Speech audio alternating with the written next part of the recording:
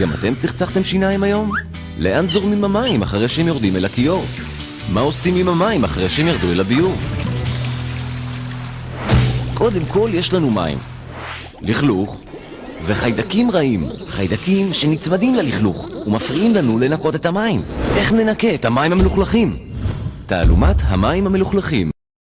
התעלומה נפתרה.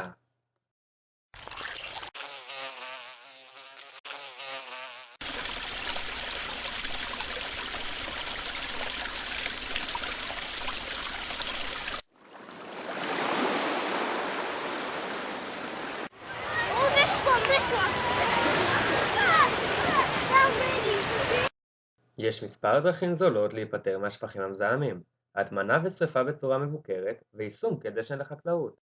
אבל יש דרך יותר זולה מכולן, לזהם את הים שלנו. אל תהיה שאנן, כמו השפדן. להאצת תהליך השינוי חפשו אותנו בפייסבוק.